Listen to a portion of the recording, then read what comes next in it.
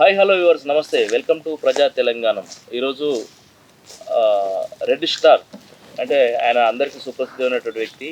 అన్న ఏ పాట పాడినా అది మాట మాట్లాడితే కాంట్రవర్సీ అని చెప్తారు, కానీ అన్న పాట పాడితే కాంట్రవర్సీ అనేది ఈ మధ్యకాలంలో బాగా చర్చలు నడుస్తూ ఉన్నాయి.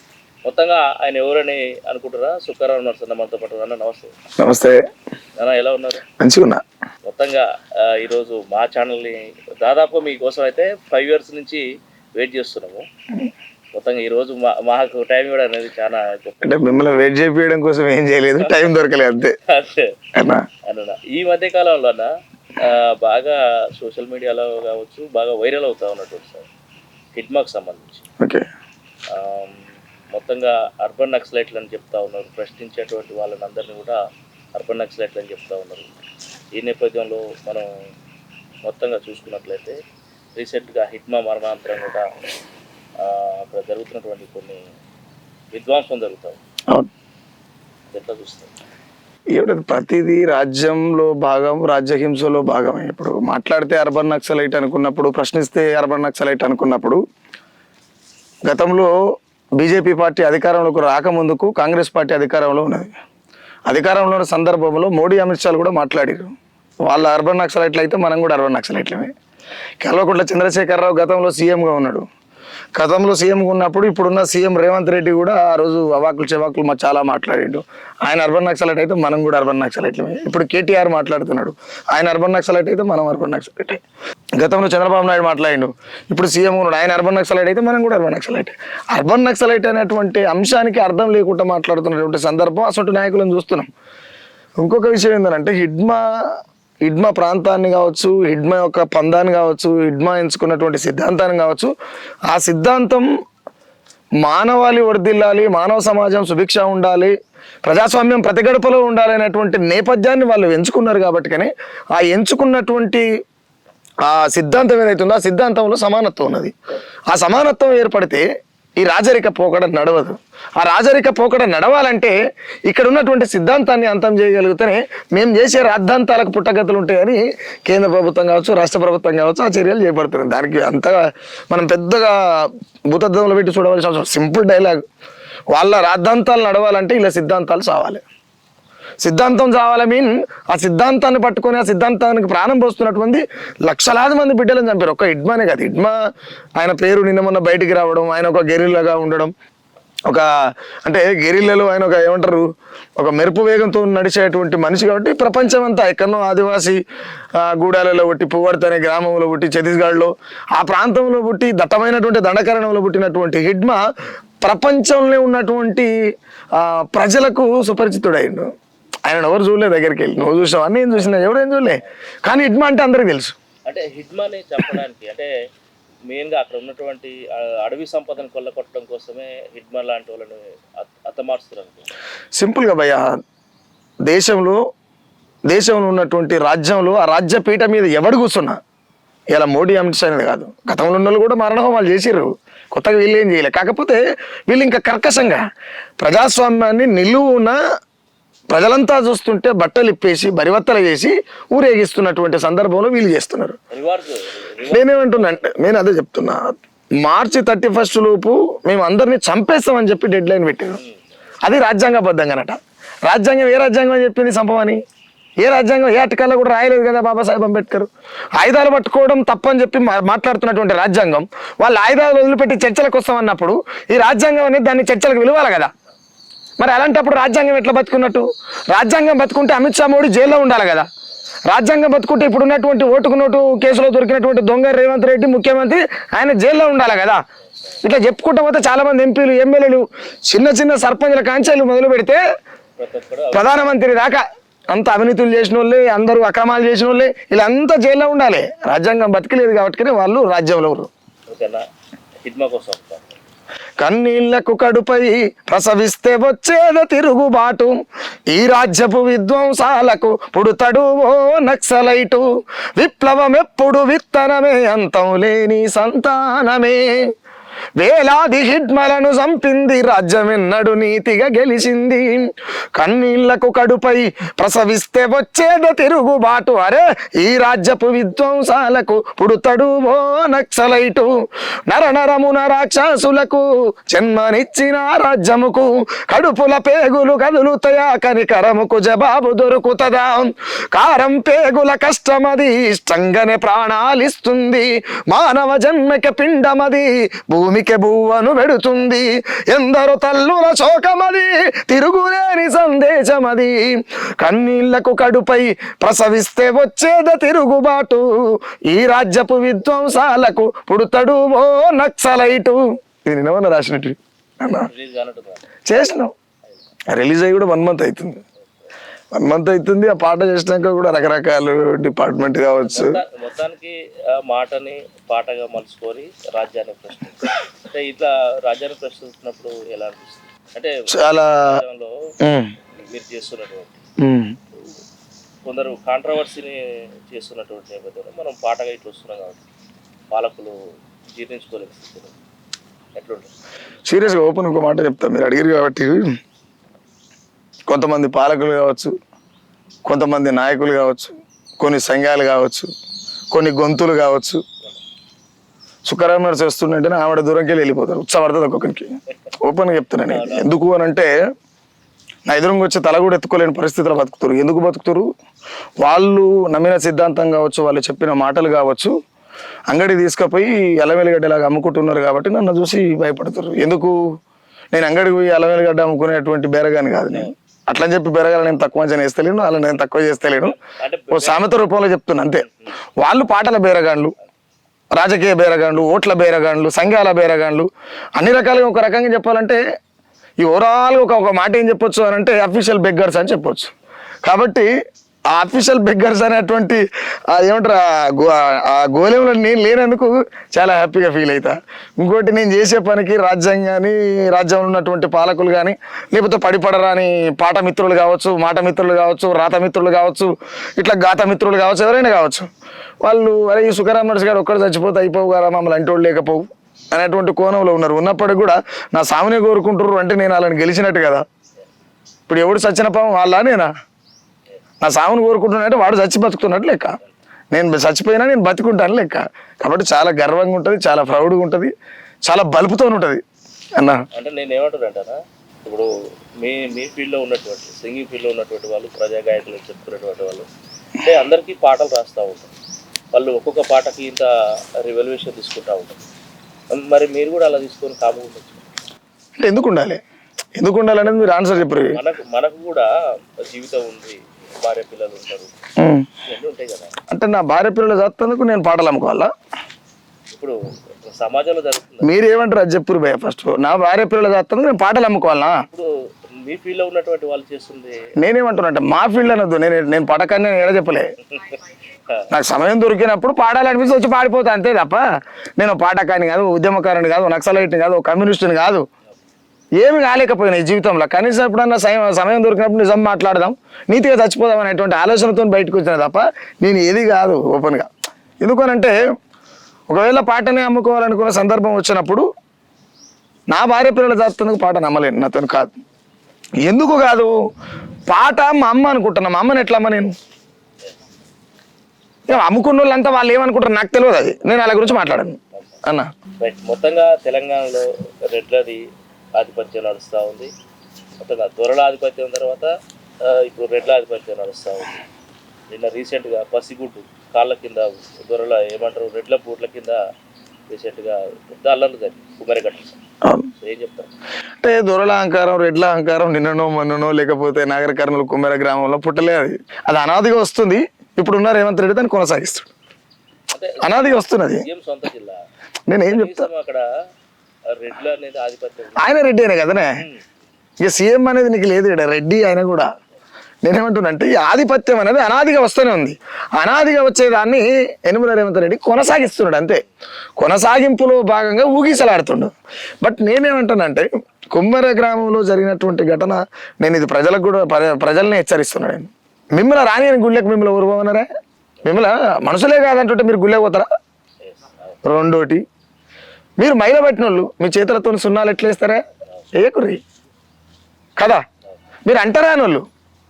మీ మీ ఏంది చర్మం అనే అంటే శబ్దం అనేది మాంసాహారి, చాలా మందికి తెలియదు. శబ్దం అనేది మాంసాహారి. ఆ శబ్ద తరంగాలకు ఊగిసలాడే దేవాన దేవుళ్ళు మీ అంటరాని చేతులతోని ఆ తోలుటప్పుడు ఎందుకు కొడుతున్నారు? ఎవడు కొట్టవరాడు మిమ్మల్ని? ఎవడు కొట్టవరాడు? నేనేమంటున్నా అంటే మిమ్మల్ని రాని అని గుళ్ళకి మీరు పోకండి. ఇప్పుడు జరుగుతున్నటువంటి కుమ్మెర జాతరలో జరిగినటువంటి ఘటనపై ఆ కుటుంబానికి తగిన న్యాయం జరగాలి. అక్కడ ఉన్నటువంటి నిందితులు ఎవరైతే ఉన్నారో వాళ్ళకి శిక్షలు పడాలనేటువంటి జరుగుతున్నటువంటి ఉద్యమం ఏదైతుందో నేను ఆ ఉద్యమాన్ని కూడా అంటున్నా. ఏమంటున్నా అంటే వాళ్ళకి న్యాయం జరగాలి, వాళ్ళకి శిక్ష పడాలి. ఇది ఓకే, బాగుంది. కానీ ఏ కులాల వాళ్ళు హిందువులు అని చెప్పేస్తే పంచాయి లేదు ఈడ. ఎవరెవరు ఏ గుళ్ళల్లో పోవాలని చెప్పేస్తే పంచాయి లేదు ఈడ. ఇప్పుడు బండి సంజయ్ అన్నాడు, ఇప్పుడు కేంద్ర మంత్రులు ఉన్నట్టు ఆయన బండి సంజయ్ ఒక టైంలో ఏమన్నాడు అంటే శివాలు వెళ్తే మాకి ఇర్రి, శవాలు వెళ్తే మీరు తీసుకోరని చెప్పి ముస్లిం సోదరులని అన్నాడు. బట్ ఈ దేశంలో నువ్వు హిందువు, వాళ్ళు ముస్లిము, ఇంకోటి క్రిస్టియను, అన్ని కులాల అన్ని మతాల వాళ్ళు జీవించవచ్చు అని చెప్పి నెహ్రూ కాలం నాటి సందర్భంలో రాసుకున్నారు. సరే బండి సంజయ్ అన్నకు అది తెలియదేమో బహుశా.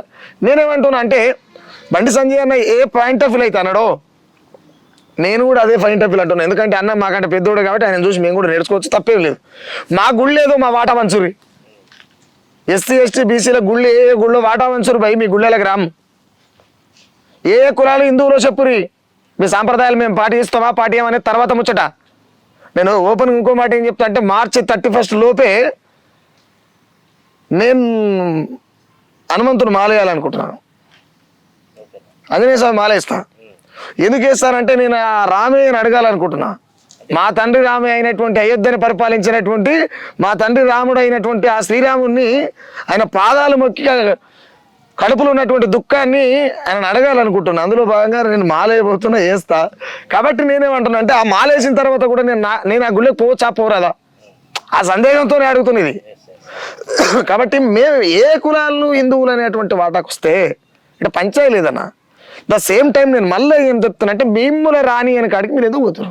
మీరు రాని కాడికి పోతారు, వాడు తొక్కిండు, వీడు చంపిండు, వాడు గుంజులాడిండు, ఇది అది చేసిండు, వాడు అది చేసిండు, మళ్ళీ వచ్చి మొత్తుకున్నాడు. నియంత్రణ ఉంటే సరిపోతుంది కదా. నేనేమంటా అంటే ఇబ్రాహీంపట్నంలో మొన్న ఈ ఇయర్లోనే అనుకుంటా, ఈ ఇయర్లో అయ్యప్ప మాలలు ఎంత 2025 వేసినేమో. అయితే నేనేమంటా అంటే ఆ ముగ్గురు మాదిగోల పోరగాలని అయ్యప్ప మాల వేసిన తర్వాత గర్భగుడికి రాలి అని చెప్పి చల్లటి చలికాలం ఆన్నే తలుపుకాన్ని ఆ గర్భగుడి యువతల్ని కూర్చొని తెల్లని దాకా చలికి గడ్డగడి చచ్చిపోయారా.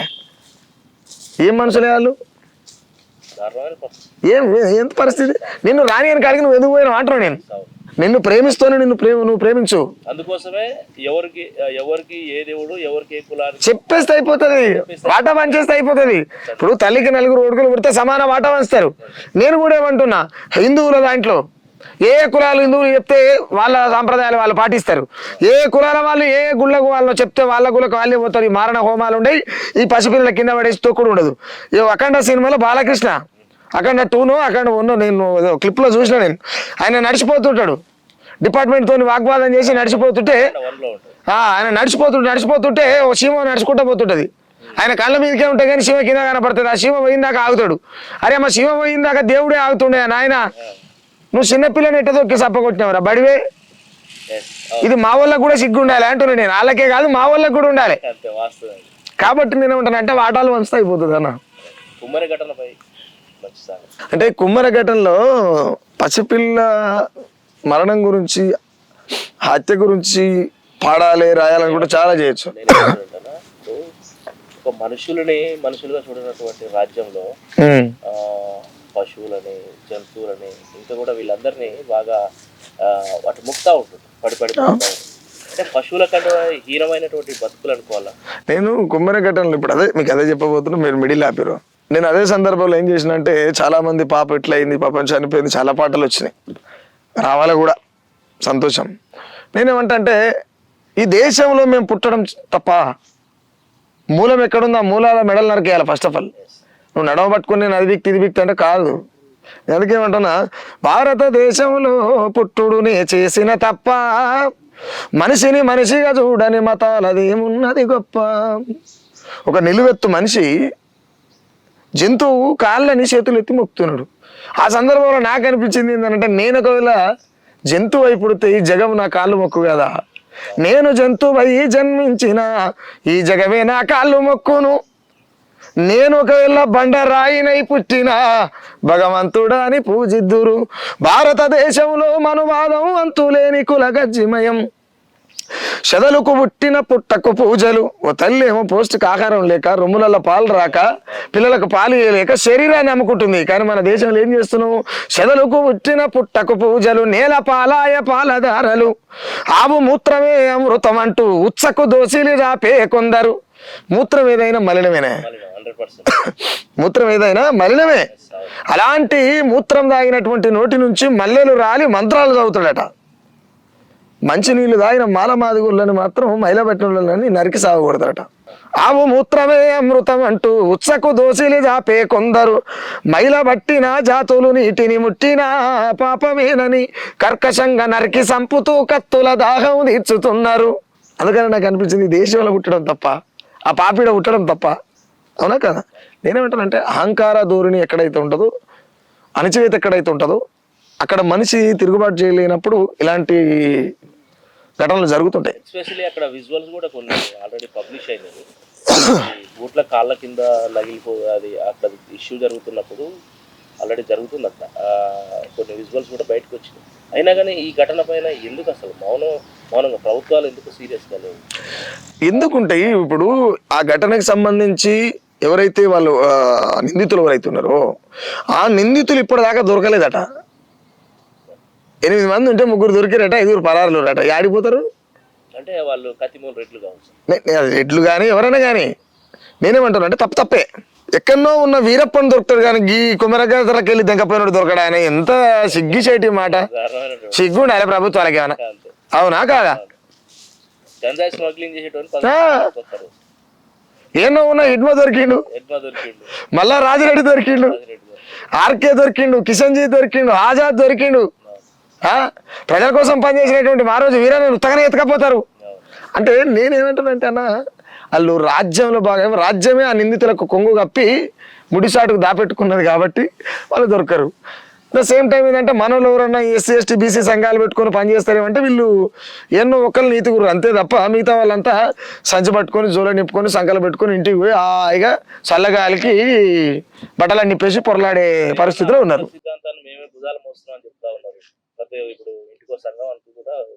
ఏ అని లంగా మాటలు కూడా మీకు చెప్పింది చెప్తున్నారట మొత్తంగా. అంబేద్కర్ మూయడం అంటే ఏందనుకుంటారు? రీసెంట్ గా మేము నేనేమంటున్నా బ్రదర్, అంబేద్కర్ మూయడం అంటే ఏంటిది? పుస్తకం భుజం మీద పెట్టుకొని పోయినాడు, పొలగాలకు బయటకు పోయినట్టు అనుకుంటారు. ఎట్లా చెప్తున్నారు వాళ్ళు? అంబేద్కర్ మిట్ట మధ్యాహ్నం లక్షల మంది చూస్తుంటే మన ధర్మాన్ని తగలబెట్టారు. మీరేముందిరా పొద్దుగాలు లేవగానే సున్నం బొట్లు పెట్టుకొని సన్నాశాలు వేస్తారు, నైట్ రోడ్డు మీకు వచ్చి జై అంబేద్కర్ అంటారు. సిగ్గుండాలి ఏమన్నా అంటోనికి. అవునా కదా? అంబేద్కర్ మేడం అంటే మాటలు కాదు. అంబేద్కర్ కులాంతర వివాహాలు చేసుకోమన్నాడు. కానీ మీ కులం పిల్ల కాడికోవడానికి ప్రేమించి నేను వస్తామని ఎట్లా చంపుతారా మీరు అంబేద్కరిస్తులు? చెప్పు తీసుకొని కొట్టాలి ఒక్కొక్కరిని. ఎందుకు నేను అంటున్నా అంటే, ఒకవేళ అంబేద్కర్ బతుకుంటే ఈ రాజ్యాంగం నేను ఎందుకు రాస్తాను ఆయన అని ప్రజలంతా చూస్తుంటే నెత్తి వాళ్ళ కొట్టుకొని చచ్చిపోవు. ఎందుకు అని అంటే ఆయన పేరు చెప్పుకుంటా, జై భీమా అనుకుంటా, ఎన్నో తప్పులు చేస్తున్నది నేను ఇట్లా నోటి మీద చెప్పేస్తా, టక చెప్తా, కారంగింటికి వచ్చినట్టు చెప్తా ఒక్కొక్కరి పేర్లు.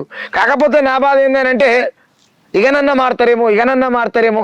నేను ఇలా ఇన్ని మాటలు అంటున్నంటే కూడా మనసులో ఎక్కడో తెలవని ఆవేదన ఉన్నది. అంబేద్కర్ మన కోసం చచ్చిపోతే, ఆయన మనుధర్మం మీద కొట్లాడి చచ్చిపోతే మనం ఏం చేస్తున్నాం? మనుధర్మ శాస్త్ర సంకల చేరి మాదిగ వాడలకు బాపనాయనని పట్టుకొస్తున్నాం. ఎంత సిగ్గుసేటి మాట. కాబట్టి మారాల్సింది మనం. అంబేద్కర్ని నవిలి మింగిన నాకు అంతేరికైన ఒక ఆయన అంటాడు, అంబేద్కర్ కాపాడుతందుకే మేము ఉన్నాం అనుకో అని అంటాడు. రాజ్యాంగం కోసం మేము ఏమంటారు ఈ సంఘాన్ని ఏర్పాటు చేసినామంటారు. మీరు వేసేది సన్నాసి చేసాలి ఎవరికి తెలియదు. రీసెంట్గా గోదావరిలో ఒక దళిత యువకుడు మిస్టరీ లాకప్ డెత్. దానికి సంబంధించి ఇక్కడ ఎవరైతే ఉంటారో ఎస్పెషల్లీ దళిత వర్గాలకు సంబంధించినటువంటి కొన్ని సంఘాలు అక్కడికి వస్తాయి. దాంట్లో నేనే చేసిన హైలైట్. దాంట్లో భాగంగా ఇవాళ ప్రభుత్వాలు కదులుతున్నాయని చెప్తా ఉన్నారు. మొత్తంగా పిల్లగాళ్ళకు వీళ్ళు ఉద్యమాలు చేయడం వల్ల వాళ్ళ బాధితుల తరఫున వచ్చి రోడ్లు ఎక్కి మాట్లాడడం వల్ల ఏమైనా జరిగిందన్న?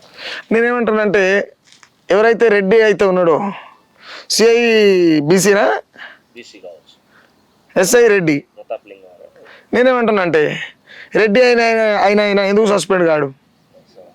సస్పెండ్ కావాలి కదా. లాకప్ డెత్ జరిగిందంటేనే లాండ్ ఆర్డర్ ఏం చేస్తుంది, ఎవరి సంకల్ని ఆకుతుంది, లాకప్ డెత్ ఎట్లా జరుగుతుంది, లాండ్ ఆర్డర్ తెలియకుండా జరుగుతుందా? కాబట్టి పై అధికారులు ఎవరి సంకల్ని ఆకుతున్నారు అని అడుగుతున్నాను నేను. సగటు భారతీయునిగా నేను అడగొచ్చు కదా, 100% అడగొచ్చు కదా, నాకు భావ ప్రకటన స్వేచ్ఛ ఉన్నది కదా. కానీ ఆ భావ ప్రకటన స్వేచ్ఛను కూడా గాదా ఇన్న లాంటి వాళ్ళని తీసుకుపోయి కేవలం మాట్లాడినందుకే తీసుకుపోయి లోపల పెడుతున్నారు. రేపు నిన్ను పెడతారు, నన్ను పెడతారు, నేను పెడతారు. రెండోటి నిన్ను నన్ను పెడితే బయటికి తీసుకొస్తాను కూడా ఏ సంఖ్యలు రావు, ఎవరు రాడు, గుర్తుపెట్టుకోలేదు. ద సేమ్ టైం సైజు లేడుండు లేదా రావణర్స్ చేయడం అంటే పలానా మామిడి తోటలు ఇంటర్వ్యూ చేస్తారని వాళ్ళే పట్టిస్తారు మనోళ్ళే క్లియర్గా. మనోజ్ వీరన్న అదే చేశారు కదా, మనోజ్ వీరన్న అదే చేశారు, అదే లేదా? అట్లా ఎన్నో చేశారు, మనోళ్ళే పట్టిస్తారు. లాకప్ డెత్ అనేది ఒక్కటన్నా నేను బాగా గుర్తుపెట్టుకోండి మీరు. అణగారిన వర్గాలన్నీ కూడా ఐక్యతకు వచ్చినప్పుడు బలం ఎక్కువైతుంది. బలం ఎక్కువైనప్పుడు ఈ రాజ్య పునాదులని కూల్చడానికి సాధ్యమవుతుంది. రెండోటి రాజ్యం కావాలి, రాజ్యాన్ని మనం పరిపాలిస్తే ప్రజలు బతుకులు బాగుపడతాయని అంటున్నారు. రాజ్యం నీకు ఎందుకు ఇస్తాడు భయాడు? నీకు ఎందుకు ఇస్తాడు చెప్పు? నువ్వు కోటర్ కొనిస్తే ఓటేస్తావు, నీకు రాజ్యం ఇస్తాడా? నువ్వు బిర్యానీ పొట్లం ఇస్తే మా బావ అని పిలిచేటో నువ్వు, నీకు రాజ్యం ఇస్తారా? వాళ్ళు చాలా నిక్కర్స్గా నువ్వు ఈ రేపటి పూటకు నువ్వు ఆలోచిస్తే వాడు 1000 ఏళ్ళకి ఆలోచిస్తాడు. చాలా తేడా ఉంది కదా వాళ్ళకి మనకు. నేనేమంటున్నా అంటే నిచ్చెనమెట్ల వ్యవస్థ అని మాట్లాడతారు మన వాళ్ళంతా కదా. అతి శూద్రుడు, శూద్రుడు, ఇంకోడు అని నిచ్చెనమెట్ల వ్యవస్థ అని చెప్తారు. ఆల్రెడీ బీది ఉన్నది ఎవరు మరి? నిచ్చెనమెట్ల వ్యవస్థ అగ్రవర్ణమైనటువంటి ఆర్యబ్రహ్మణులు ఉన్నారు కదా.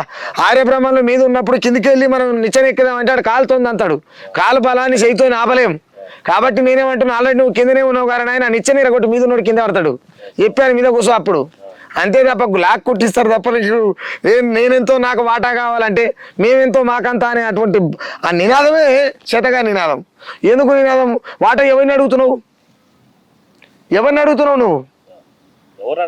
నువ్వు అడుగుతున్నావు అంటే నిన్ను మించిన మిండగాడు కూడా ముందలు ఉన్నట్టు లెక్క. ఎవడా మిండగాడు? అందుకే నేనేమంటున్నా అంటే ఇలాంటి లాకప్ డెత్తులు చాలా జరుగుతాయి. రేపు నువ్వు మీరు బాగా గుర్తుపెట్టుకోండి. సుఖరామ్ నరసయ్య ఇప్పటిదాకా బతుకున్నాడు అనంటే కారణం కూడా ఏ ఉద్యమ పార్టీలు, ఏ నక్సలైట్ పార్టీలు, ఏ కమ్యూనిస్ట్ పార్టీలు, ఏ ప్రజా సంఘాలు, ఏ పార్టీలు తొడకూర దేంతో సంబంధం లేకుండా ప్రజల మన్నన పొంది ఉంటున్నాడు కాబట్టి, మచ్చలేని మనిషిగా సుఖరామ్ నరసయ్య ఉన్నాడు కాబట్టి నేను ఇప్పటిదాకా ఏమంటారు లాకప్లో పోనట్టున్నది అంతే. లేకపోతే నాకు ఏ రంగు పూసుకొని ఉన్నా నన్ను ఎన్నడూ ఎత్తుకపోదురు. నేను చేసే పాటలు వేసుంటివి అందరికి ఎరికేగా, నేను మాట్లాడే మాటలు వేసుంటివి అందరికి ఎరికేగా. అయినా ఎందుకు అంటే మనల్ని ముట్టుకుంటే ఏమంటారు పుట్టలకెళ్ళి చీమలు వెళ్ళినట్టే ఉంటుంది ముచ్చట. అది వాళ్ళకు కూడా ఎరికే కాబట్టి మనల్ని ముట్టుకుంటలేదు. లేకపోతే నన్ను కూడా ఎత్తుకపోయి ఏదో కేసులో పెట్టి బయటకు వెళ్ళకుండా చేయరు. రేపు చెయ్యరనే నమ్మకం కూడా ఏం లేదు క్లారిటీగా. కాకపోతే ఏమంటున్నంటనా, ఏది జరిగినా కోదాడ లాకప్ డెత్ ఏదైతుందో అది జరిగి కూడా 3-4 నెలలు అవుతున్నట్టుంది. ఇంకా న్యాయం జరగలే. మీడియాలో ముంగల మాట్లాడుతూనే ఎవరు ఇది ఎన్ని రోజులు కొనసాగిస్తారు? దానికి డెడ్ లైన్ పెట్టరా? సింపుల్ నేను ఏమంటున్నా 3-4 నెలలు అవుతుంది, దాని డెడ్ లైన్ లేదా?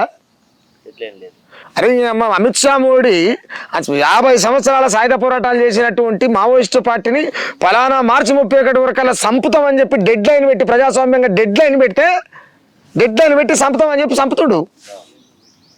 లాకప్ డెత్ కేసును తేల్చలేరా? మీరెంత పెద్ద నాయకులు అయినా నాకు అర్థం కాదు. నిలవేరి మిమ్మల్ని చూస్తే రాజ్యమే భయపడుతుంది. రెండోటి ఇప్పుడు రాజ్యంలో మీరు కూడా ఉన్నారు కదా, రాజ్యానికి మీరు కొంచెం తొత్తులుగా మారిరు కదా. మీరు చెప్తుంటేలేవా రాజ్యాలు? మీరేం రాజ్యాలతో మీకు పొత్తు ఎందుకు బయటకు రారి మాలమాదిగా మడలకి రారి, మేమందరం ఏమంటే వస్తాం. అంటే ఇది మొత్తానికి ఎస్పెషల్లీ అక్కడ బాధితుల పక్షాన కొట్లాడుతున్నారు అనేది ఒక భాగం అయితే, వీళ్ళు హైలైట్ కావడం కోసం కొట్లాడుతున్నారు. వందకుందా ఎందుకోనంటే ఇప్పుడు సుఖరామ్ నరసయ్య కొట్లాడుతుండు అంటే వాడు ఏమైనా బాగుపడ్డాడు, లేకపోతే బిల్డింగ్ కట్టిండు, లేకపోతే ఇంకేదో చేసిండు, వాడు ఫామ్ హౌస్ కొన్నాడు, 10 ఎకరాల బతాయి తోట పెట్టిండు, లేకపోతే ఇంకేదో చేసిండు అనుకుంటే నాది స్వార్థం అనుకోవచ్చు, నా పేరు కోసం అనుకోవచ్చు. పేరు కోసం అనుకున్నప్పుడు యుద్ధం ఎందుకు చేయాలి? ఇందాక నువ్వు అన్నట్టు పాటలు అమ్ముకుంటే కాదా? హాయిగా బత్త కదా. సస్తమని తెలిసి కూడా సావును పక్కకు పెట్టుకొని రోజు సంసారం చేస్తున్నాం భూమి మీద. కాబట్టి ఏంటంటే వాళ్ళు చేస్తున్నవన్నీ కూడా వాళ్ళు తెర మీద కనబడాలి, వాళ్ళు చనిపోయేదాకా వాళ్ళ ఉనికి జనంలో వినబడాలి అనేటువంటి కోణంలో జరుగుతున్నది.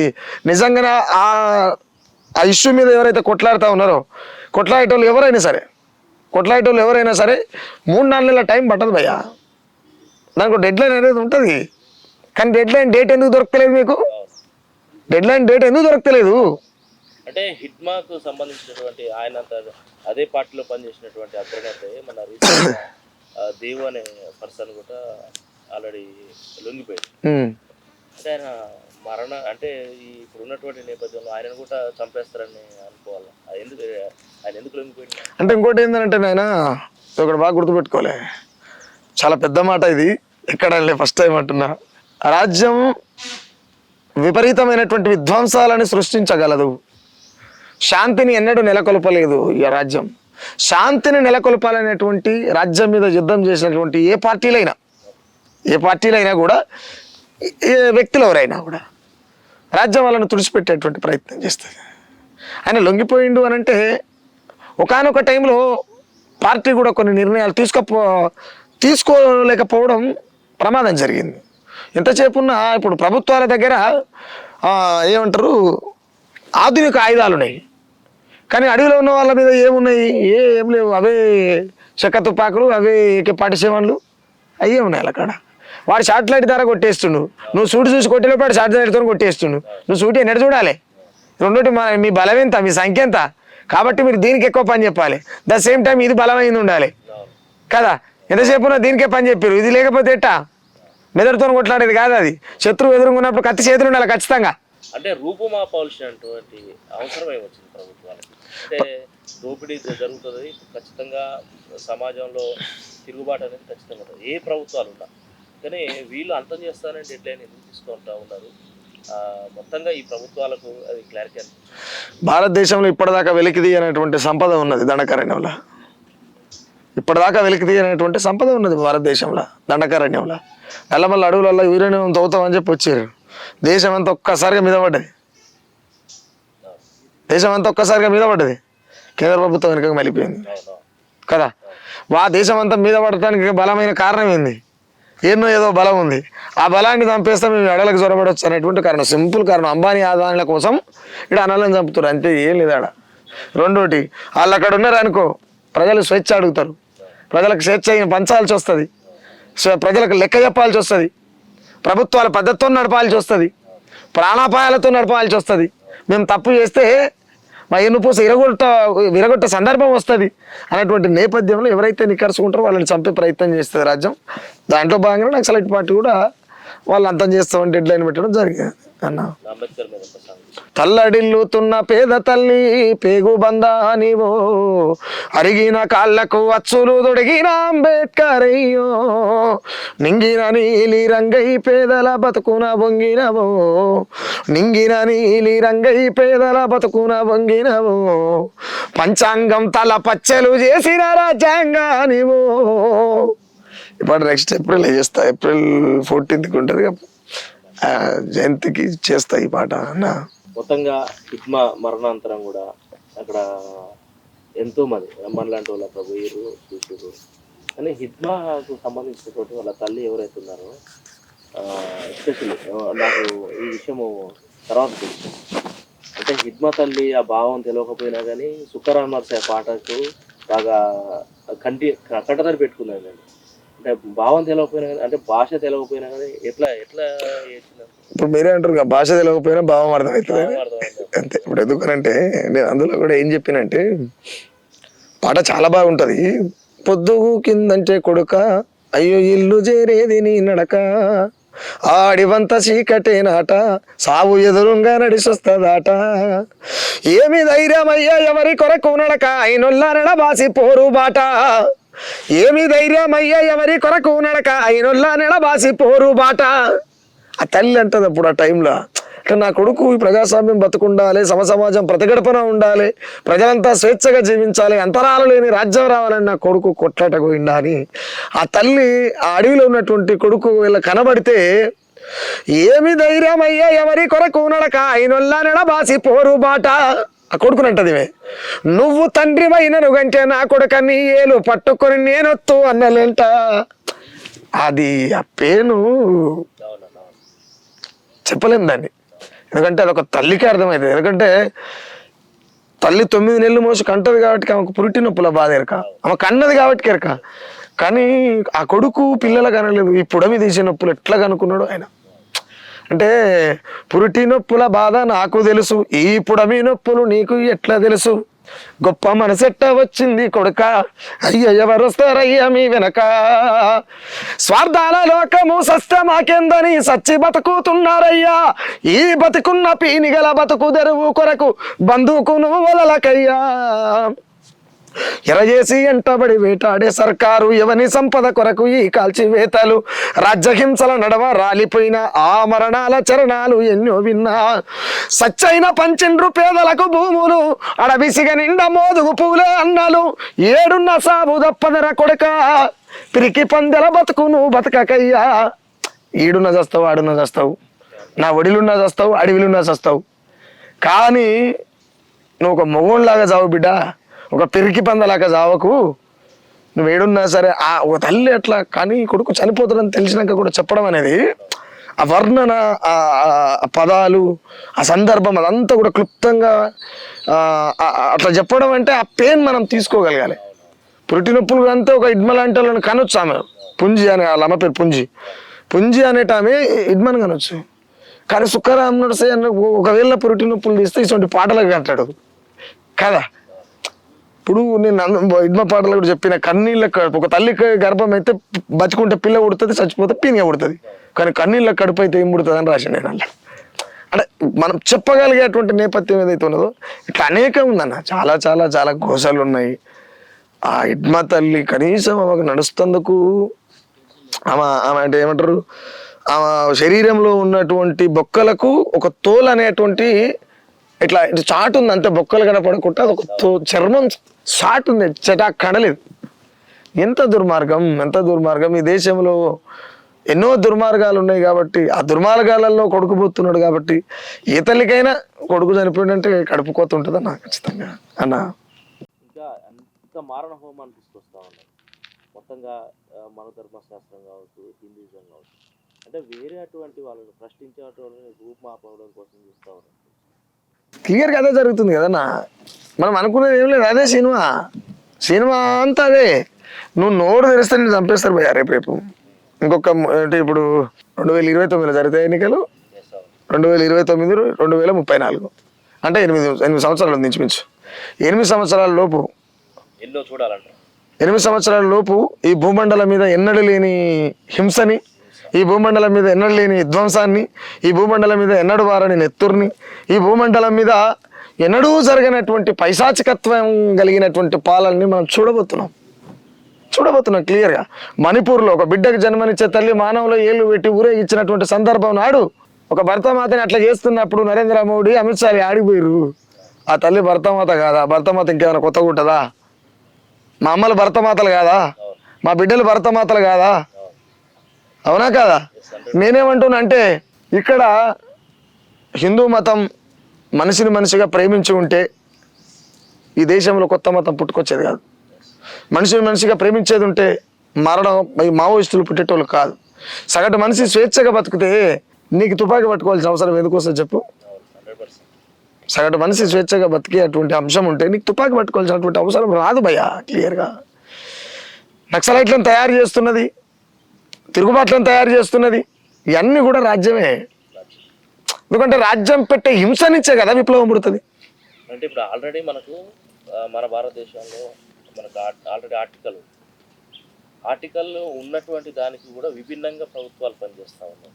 అంటే ఆర్టికల్ మీద ఉన్నటువంటి వాళ్ళకి అవగాహన లేక అనుకోవాలా, లేకపోతే దాన్ని పూర్తిగా డ్యామేజ్ చేయడం కోసం? అవగాహన లేకపోవడం అనేది తప్పుడు మాట. వాళ్ళు చేయాలనుకొని చేస్తున్నారు కదా, ద సేమ్ టైం రాజ్యాంగం ప్రస్తుతం ఉన్న పరిస్థితులలో రాజ్యాంగం అనేది ఒక పుస్తకం అంతే, రాజ్యాంగం కాదు అది, ఒక పుస్తకం. ఆ పుస్తకంలో వీళ్ళు ఏదైతే చేయాలనుకుంటారో అది రాసే రాజ్యాంగం అంటారు. ఆ పుస్తకంలో రాజ్యాంగం అని, అట్ట మీద రాజ్యాంగం అని, భారత రాజ్యాంగం అని రాసి ఉంటుంది కదా, అది లోపల చూస్తే అన్ని తెల్ల పేపర్లే. ఇప్పుడున్న పరిస్థితిలో లోపల ఉన్నాయి అన్ని తెల్ల పేపర్లే.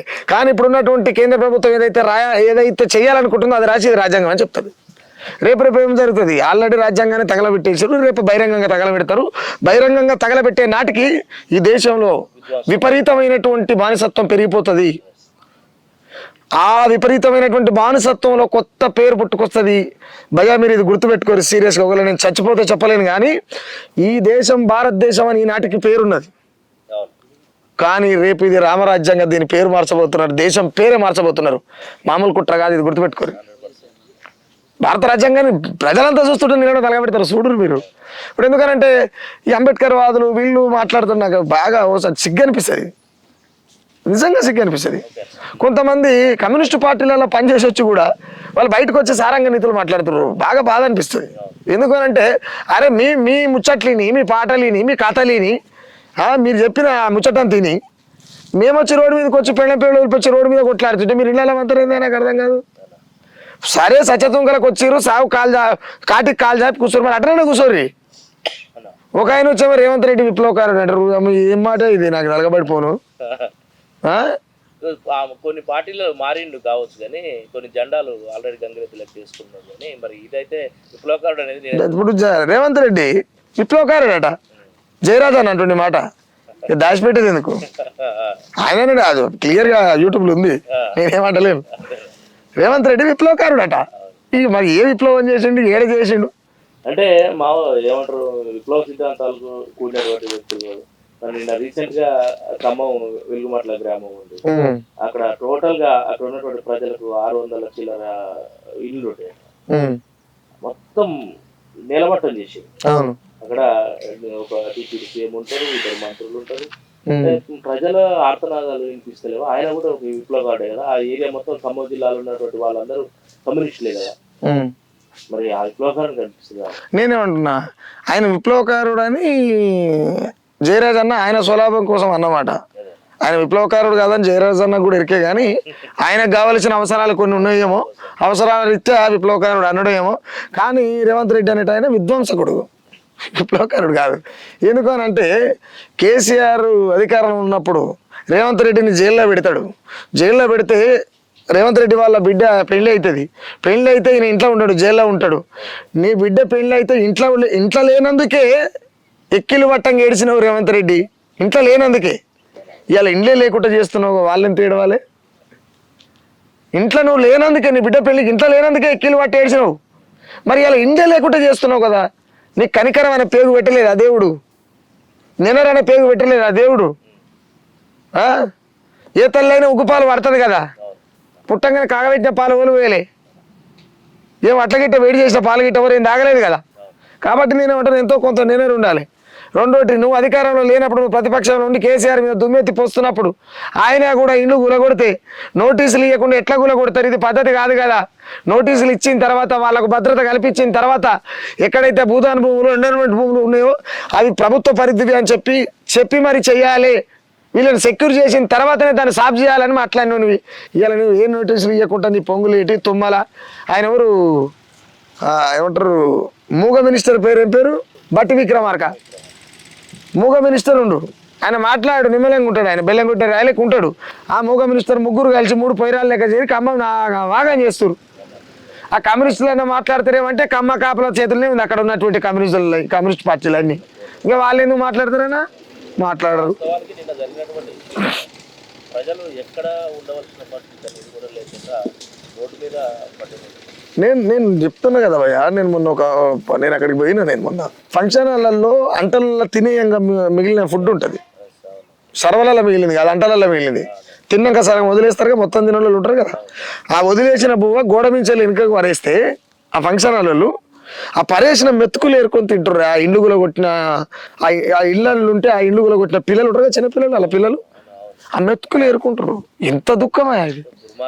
ఈ ఉసురు ఈ రాజ్యానికి తలగదా, రేవంత్ రెడ్డికి తలగదా, పొంగిరెడ్డి శ్రీనివాసరెడ్డికి తలగదా, బట్టి విక్రమార్కకి తలగదా, తుమ్మల నాగేశ్వరరావుకి తలగదా. అల్ల ఎవడైతే పాల్గొన్నాడో, వాళ్ళకి అన్యాయం జరుగుతుంది, ఎవడైతే నిమ్మకి నీరెత్తకుండా ఇంట్లో కూర్చుండో వాళ్ళందరికీ ఉసురు ముడుతుంది. వాళ్ళకి కాకపోయినా వాళ్ళ పిల్ల తరాలకు ముడుతుంది. ఎందుకు అనంటే ఎవడో తిని పరేసిన మెతుకులు పిల్లలు ఏరుకొని తింటారంటే ఇంతకంటే దౌర్భాగ్యం ఏముంటుంది సదనా. కాబట్టి ఖచ్చితంగా అలా ఉసురుకు తగులుతుంది అన్న. ఉద్యమాల బొమ్మ నీరు ఖమ్మం జిల్లా కన్నీరు పెడుతున్నదో, తిరుగుబాటును వదిలి తిండికి మరిగితే ఇంకేమి మిగిలి ఉంటుందో. పొంగులేటితో పొత్తు పెట్టుకుండ్రా పోరు జెండాలను తగలబెట్టుకుండ్రా తుమ్మలతో కుమ్మక్కు అయ్యినారా కమ్మ కాపుల కొమ్ము కాస్తున్నారా ఆ పేదొల్ల గుడిసెలు కూల్చుతుంటే ముక్కిన మంచముల మూలుగుతుండ్రా త్యాగాల ఎర్రని జెండకు తల వంపు తెస్తీరి కదరా తరయులారా. రేపన్న రిలీజ్ అయింది పాట ఖమ్మం వెళ్ళేదా అన్న. ఎందుకనంటే ఖమ్మం అంటే కమ్యూనిస్టులకు పుట్టినిల్లు లాంటిది. నల్గొండ తర్వాత ఖమ్మం విప్లవాత్మకమైనటువంటి నేల. ఒక రకంగా చెప్పాలంటే ఖమ్మం నల్గొండ ఈ తెలంగాణలో అందరూ పిల్లల కంటే అలా కడుపులలో నిప్పు కనుకలు కన్నా ఈ రెండు జిల్లాలు. సీరియస్గా నిప్పు కనుకలు కన్నా. అలాంటి నిప్పు కనుకలు కన్నా రెండో జిల్లా అయినటువంటి ఖమ్మంలో కమ్యూనిస్టులు కళ్ళు మూసుకోవడం అనేది చాలా దుర్మార్గమైనటువంటి చర్య కదా. నేనేమంటానంటే నీతి కోసం నిలబడి కొట్లాడవలసినటువంటి వాళ్ళు సొంత నిధుల కోసం నేతల కాళ్ళకాడ నిలబడ్డారు. కాబట్టి నీ కోసం నా కోసం ఎవడు రాడు. ఆ పాటలు ఉంటుంది, నీ కోసం నా కోసం ఎవడు రాడు. వెనకట దండయ్యి అండగున్నోళ్ళ త్యాగాలను నెమరేసుకొని మనమే పోవాలి ఖమ్మం జిల్లా అని చేస్తున్నా పాట చేస్తా అన్న.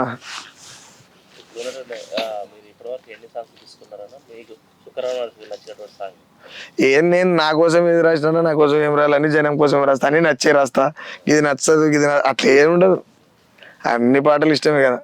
నా మనసులున్న మాట తెలుపుతున్నా పాటనైపతి పల్లె తిరుగుతున్నా జ్ఞాపకాల పల్లె పాటనైనా ప్రజల బాధలే పాట రాసుతున్నా నాకు జన్మనిచ్చిన తల్లి అదమ్మకు జన్మంతా రుణపడి నేనుంటాను. నా మనసులున్న మాట తెలుపుతున్నా పాటనైపతి పల్లె తిరుగుతున్నా రూపమే లేదాయ పాటమ్మకు గెలిచింది మాయమ్మ ఊరూరుకు వెన్ను తట్టి నన్ను లేపిందిరా పోరు పాటై నన్ను నడిపిందిరా అందరోలే సాగు నాకున్నది కానీ నా పాటకు మరణ వేడున్నది. తెలంగాణలో ఉన్నటువంటి పొలిటీషియన్స్ కావచ్చు, ప్రశ్నించే సుఖరావు నాకు నచ్చినట్టు అంటే నాకు నచ్చిన వాళ్ళు చచ్చిపోయానా క్లియర్గా. నాకు బొమ్మగాని ధర్మభిక్షం బాగా ఇష్టం, చనిపోయింది ఆయన అన్న. నెక్స్ట్ ఇంకా కూడా నేను రీసెంట్గా చెప్తా ఉన్నాడు, ఒక ఇంటర్వ్యూలో చూస్తున్నాను, సీఎం రేవంత్ రెడ్డి చెప్తాడు కూటమి రెడ్లు మనకు దగ్గర అభినవ సంబంధాలు ఉన్నాయని చెప్తున్నాడు. మనం కొంచెము దీన్ని చూసుకోవాలని చెప్తాడు. ఎట్లా ఉంటుంది అన్నది అది ఆ వర్డ్ నాకు అర్థం కాలేదు. ఎవరంటారు మాట? సీఎం రేవంత్ రెడ్డి చెప్తారు, ఒక వేదిక మీద మాట్లాడుతున్నాడు, అది బాగా వైరల్ అవుతావు. ఇప్పుడు నేనేమంటే నేను కొంచెం మాట్లాడితే విడ్డూరంగా ఉంటుంది. అంటే నేనేంటంటే అగ్రవర్ణాలు ఎవరైనా సరే గూటం రెడ్లు అంటేనే ఆదిగోళ్ళు అని చెప్తున్నట్టు. గూటం ఎవరి చేతులు ఉంటుంది? గూటం పైన పనికత్తి కాటార హార రంప అదేంది పండ్రాయి అని ఎవరికాడు ఉంటాయి. గూటం రెడ్డి అంటేనే మాదిగోళ్ళు వాళ్ళు కానీ మాకు కూడా సంబంధాలు ఉన్నాయంటే వాళ్ళు మాదంతా మా కాడ జీతాలు అని చెప్తుండు ఆయన. దానికి భజన వాళ్ళు చేస్తున్నారు, మా కాశీమన్న చేస్తుండు. మీకు మేము కూడా ఏం దూరం కాదు, మీరు రెడ్డిలు మేము గూటం రెడ్లు అంటుండు. అంటే మీరు రెడ్డిలు గూటం రెడ్డి అంటే మీకు బానిసలం అని చెప్పి ఒప్పుకుంటుండు ఆయన. అంత పెద్ద పండితుడు ఆయన ఒప్పుకుంటుండు మనకు తెలియదు. ఇక అది కాశీమన్న అడగాలి మీరు పోయి. అంటే ఇది 100% ఇది కావాలనే ఇది మాట్లాడుతున్నారు అనుకోవచ్చు. మరి కావాలనే కదన్నా, కావాలనే కదా. లేకపోతే గూటం రెడ్ల పేర్లతో ఎప్పుడన్నా రాజ్యం ఏనాడన్నా పాలించారు వీళ్ళు? రెడ్డిలు అనేటోళ్ళు రాజ్యాన్ని పాలించారు కదా. ఇప్పుడు చూస్తున్నాం కదా, ప్రజెంట్ స్టిల్ నవ్వు చూస్తున్నాం కదా. మరి రెడ్డి మేము గూటం రెడ్లం పలానాడు రాజ్యం వెళ్ళమని చెప్పి మరి కాశమన్నా చెప్పడా? ఎవరు చెప్పలే, ఆయన కాదు చేస్తా కదా చెప్పేది. ఏడ జరగని ముచ్చట ఆయన చెప్తాడు. కాబట్టి నేనేమంటానంటే స్వార్థ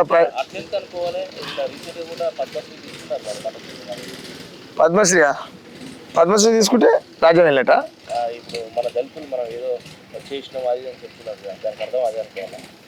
నేనేమంటానంటేనా దళితులు అంటే ఏంది మీ దృష్టిలో? కింది స్థాయి అంటే పై స్థాయిలో ఎవరు? మరి అగ్రవర్ణాలు ఎవరు? అగ్రవర్ణం అంటే ఏంది అసలు? అగ్రవర్ణం అంటే పై స్థాయిలో ఉండి ఎక్కువ కులం అని చెప్పుకునేట వాళ్ళు. ఎక్కువ కులం ఈడ ఎక్కువ కులం తక్కువ కులం అనేది ఏముండదు. ఎవడైతే ఆధిపత్యాన్ని చెలాయించగలుగుతాడో వాడు పెద్దోడు. అవునా? ఇలా గట్టిగా మాట్లాడితే నువ్వు అంటున్నటువంటి దళితుల దొరలు లేరా? ఆ మాట నాకు చెప్పినప్పుడు నేను సమాధానం ఇచ్చినప్పుడు నేను చెప్పే మాట కూడా సమాధానం ఇవ్వాలి సైదానా నువ్వు. ఇదే మాలమాదిగుల దాంట్లో దొరలు లేరా? మాలమాదిగుల దాంట్లో సంపన్నులు లేరా? వాళ్ళ ఇంటి పక్కలో ఉన్న మనిషిగా చూడని మాదిగోళ్ళు లేరా?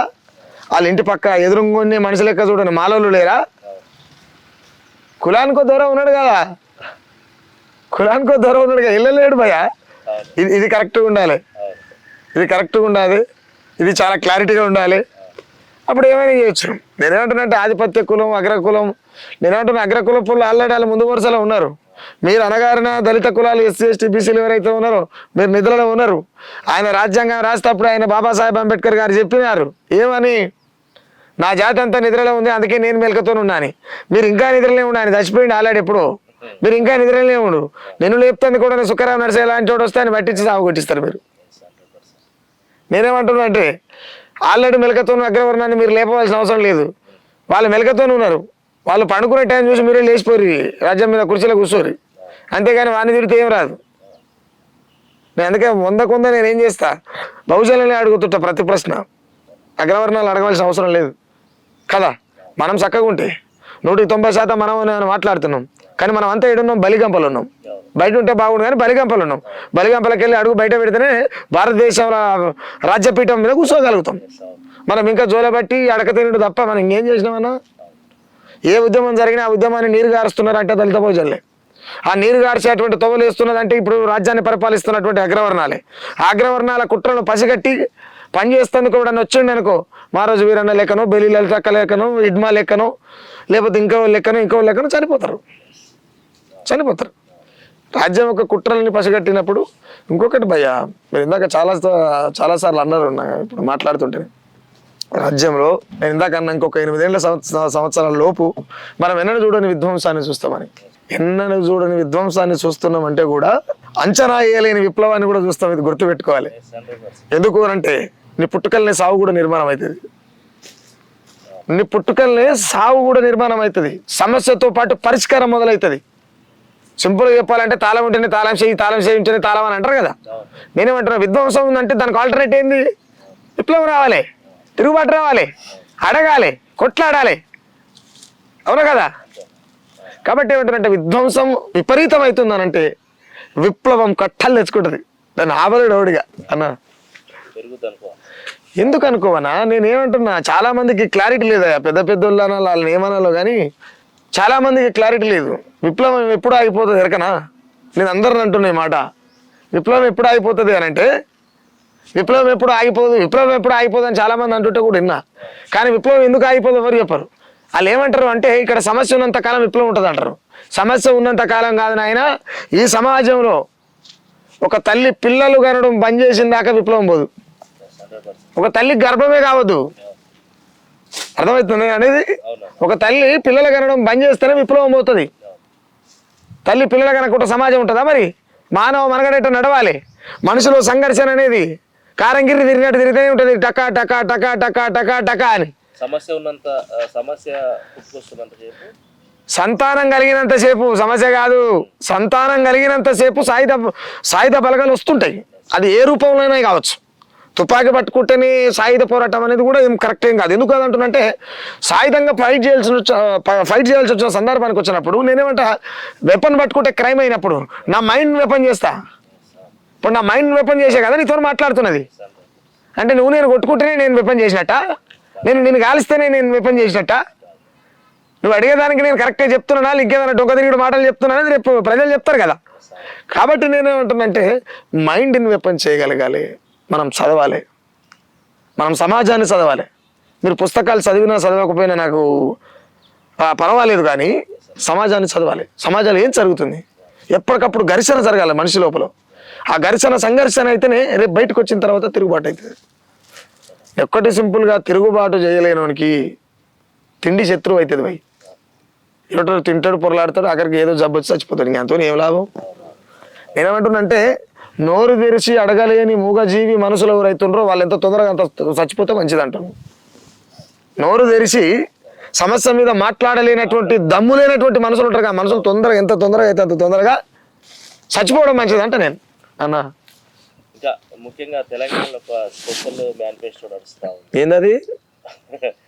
మన జిల్లా ఉమ్మడి నల్గొండ జిల్లాలో చూసుకుంటే ఇది మునుగోడు కాన్స్టిట్యున్సీలో మద్యాన్ని మొత్తం హరికడతామని చెప్తా ఉన్నారు.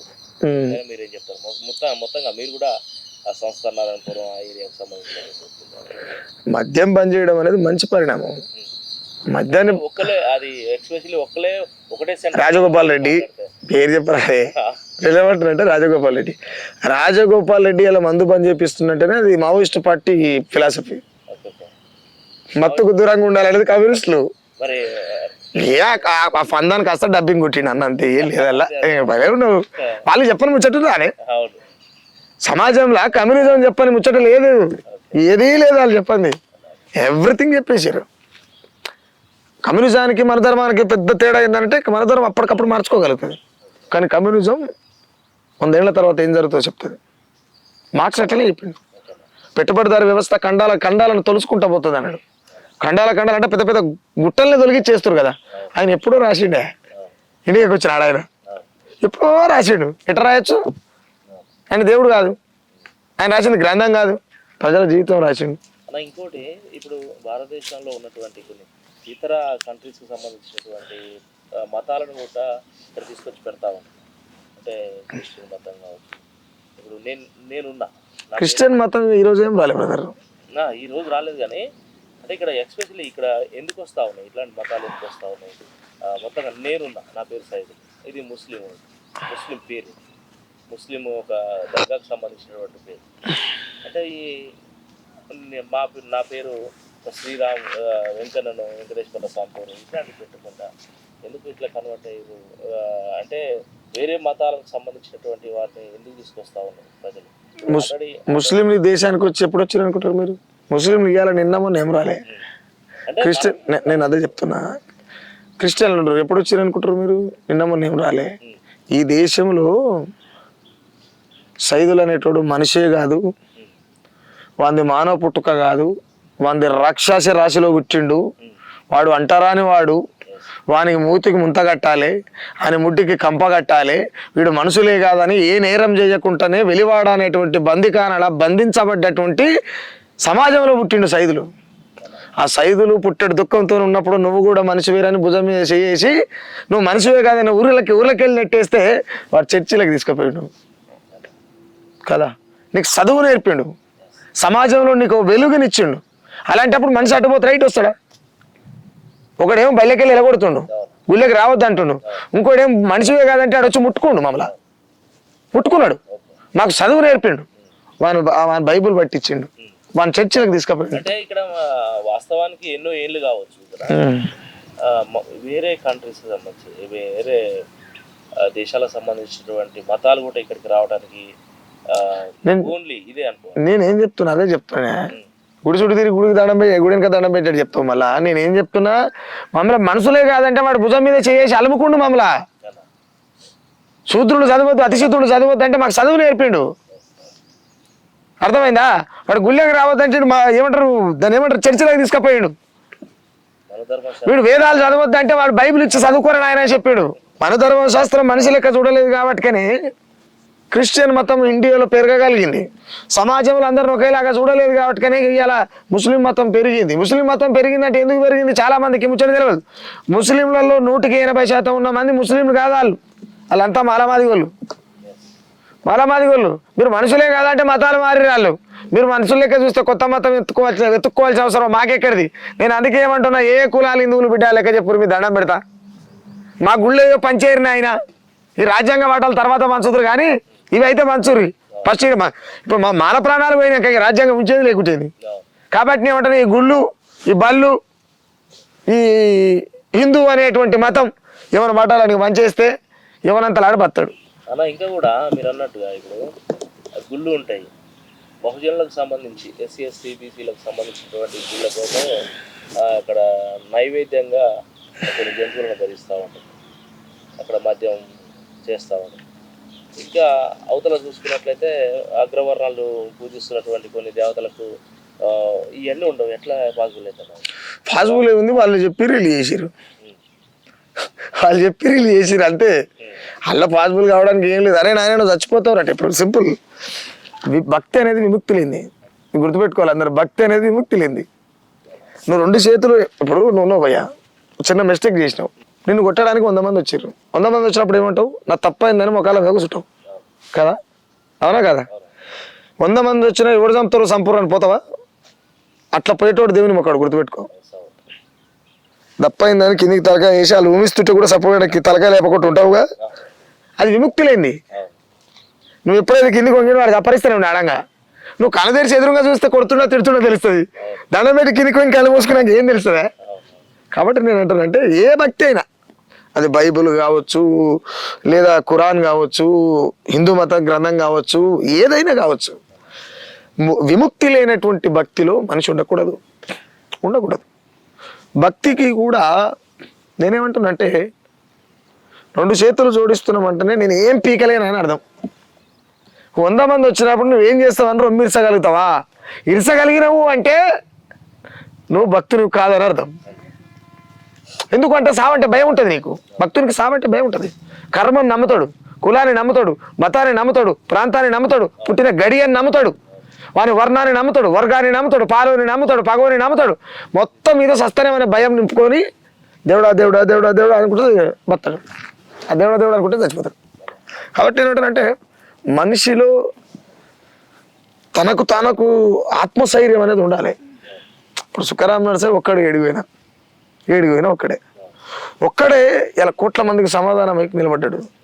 ఏ దేవుని ముక్తి నిలబడ్డా? బహుశా దేవునికి కోపం వచ్చిందేమో సుఖరామ నరస మీద, దేవుని మీద కోపం, సుఖరామ నరస మీద దేవుని కోపం వచ్చి ఒక్క కాడు ఉంటే వినడరా నాయన అని చెప్పి దేశాలంతా తిప్పి నా పేరు పెద్దోని చేస్తున్నావు. దేవునికి నా మీద కోపం అందుకే చేస్తున్నట్టు. అంటే నేనేమంటానంటే నేను మతమైన కులమైన మనిషిని మనిషిగా చూడలేనటువంటిది అది ఉన్నా లేకున్నా వేస్ట్. మనుధర్మం మీద దేశం నాశనమైపోతున్నది కనబడుతా లేదా? నరనరాన మన యువతరానికి నెత్తురు వచ్చిందా? ఉన్మాదం పైన నెత్తురు మరగదురా. నేటికి నెత్తుటి మడుగుల దచ్చిన బతుకులు మారైరా. మన దేశం రాతను ఎవడు రాసిన తలలు వంచుతున్నాం. మన దేశం రాతను ఎవడు రాసిన తలలు వంచుతున్నాం. ఆ మనుధర్మం మారణ హోమం మంటల పడుతున్నాం. ఈ కోణంలో మనం మారాలంటే ఇట్లా పాడుకుంటూ పోవాలంటూ నెలల కొద్దిగా పడుతుంది, అయిపోవు పాటలు. ఈరోజు ఎస్పెషల్లీ మహిళా దినోత్సవం, అంతర్జాతీయ మహిళా దినోత్సవం సందర్భంగా ఏం చెప్తాం? మహిళ అనేది అంటే స్త్రీ పుట్టుక చాలా గొప్పది. ఎందుకంటే కొత్త జీవిని నిర్మాణం చేయగలిగేటువంటి జీవి, కొత్త జీవిని నిర్మాణం చేయగలిగే జీవి కాబట్టి వాళ్ళ గురించి ఎంత చెప్పినా తక్కువనే. కాకపోతే ఏంటంటే ఇక్కడ పెద్ద సమస్య అంటే ఊర్లలో జరగవచ్చని చెప్తా. ఆడోళ్ళకు మొగోళ్ళు శత్రువా, మొగోళ్ళకి ఆడోళ్ళకి శత్రువా అనే విషయానికి వచ్చినప్పుడు ఆడోళ్ళకి ఆడోళ్ళే శత్రువులు, ఆడోళ్ళకి ఆడోళ్ళే శత్రువులు. ఎందుకు మాట్లాడతారంటే వీళ్ళు వాళ్ళ జీవితాన్ని వదిలిపెట్టి పక్క వాళ్ళ జీవితాన్ని ఆలోచిస్తుంటారు. కాబట్టి తల్లి, మీ కుటుంబాల గురించి, మీ పిల్లల గురించి, మీ గురించి, మీరు స్త్రీలు అంటే మామూలు కాదు. ఈ దేశంలో గోరక్షణ ఉన్నది కానీ స్త్రీ రక్షణ లేదు. కాబట్టి గోరక్షణ ఉన్నా లేకపోయినా సమాజంలో ఏం జరుగుతుందో జరగదో నాకు తెలియదు, కానీ స్త్రీ రక్షణ అనేది లేకపోతే మానవ మనగడనే లేకుండా పోతుంది. కాబట్టి స్త్రీల హక్కుల కోసం మీరు ఖచ్చితంగా బయటికి రండి, మీరు కొట్లాడండి. మీ కొట్లాటలో భాగమై సుఖరాం నరసయ్య కూడా మీకు తోడుకుంటాడని చెప్పి మహిళా దినోత్సవ సందర్భంగా మీకు తెలియజేస్తా ఉన్నా.